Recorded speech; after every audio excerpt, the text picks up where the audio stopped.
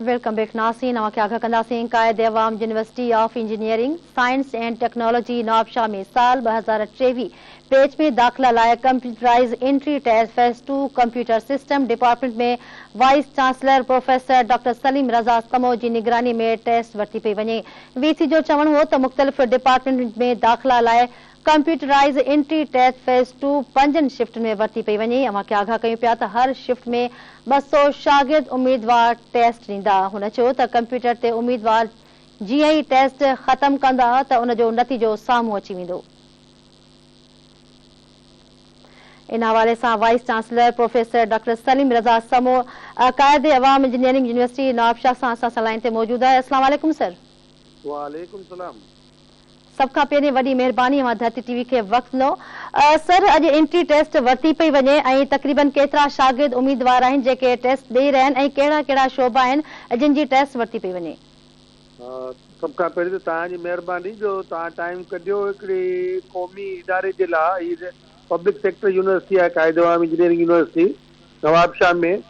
ऐं अलहमदुलिल्लाह असां वटि 33 डिपार्टमेंट आहिनि जंहिंमें इंजीनियरिंग जा बि आहिनि, साइंस जा प्रोजेक्ट बि आहिनि, टेक्नोलॉजी जा प्रोग्राम्स आहिनि।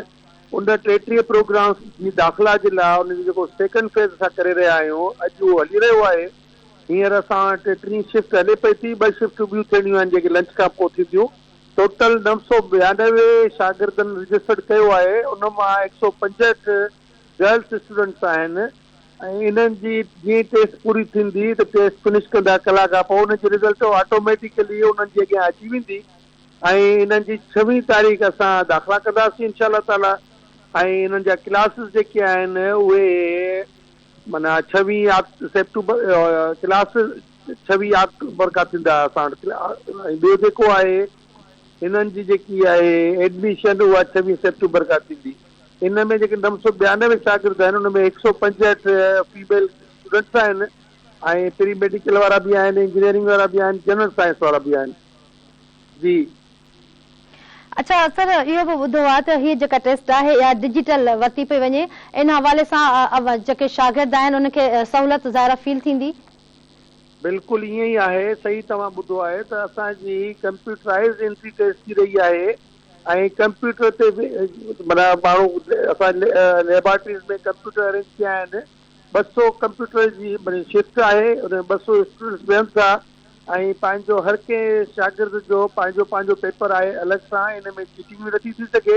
जेको स्टूडेंट पढ़ी आयो आहे पंहिंजे मेरिट ते उहो पंहिंजो इम्तिहान ॾिए थो, टेस्ट ॾिए थो ऐं जीअं ई कलाक में उहो 4 सब्जेक्ट पंहिंजा पूरा कंदो त कलाक खां पोइ उनजी रिज़ल्ट उनजी स्क्रीन ते ऑटोमेटिकली अची वेंदी त दिस इज़ योर रिज़ल्ट। ईअं आहे ऐं ट्रांसपेरेंट आहे, जिथे किथे सारायो थो वञे इन शइ खे। ऐं स्टूडेंट्स जी मेरिट ते असां वटि दाख़िला थिए थी, का बि कंप्लेन कोन्हे का असां वटि इन हवाले सां। ऐं ॿियो अव्हांखे मां नाज़रीन खे ॿुधाईंदो हलां त असां वटि ही पाकिस्तान में पहिरियों दफ़ो असां एंट्री टेस्ट जेकी वरितीसीं फर्स्ट फेज़ में उनजी टेस्ट बि उन ॾींहुं थी ऐं असां दाख़िला बि उन ॾींहुं ॾिनीसीं। इन्हनि सां पेरेंट्स जो ऐं शागिर्दनि जो ख़र्चु तमामु घटियो, जेको न त बार बार 3 दफ़ा उन्हनि खे अचिणो पियो पए दाख़िला जे लाइ। हाणे हिकु दफ़ो आया, टेस्ट थी, दाख़िला थी ऐं पंहिंजी एडमिशन वठी घर हलिया विया।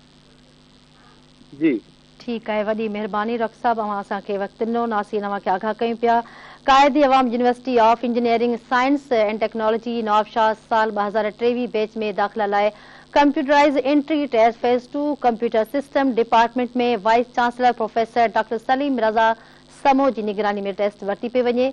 वीसी जो चवणो त मुख़्तलिफ़ डिपार्टमेंट में दाख़िला लाइ computerise entry test phase 2 5 shift में वरिती पई वञे।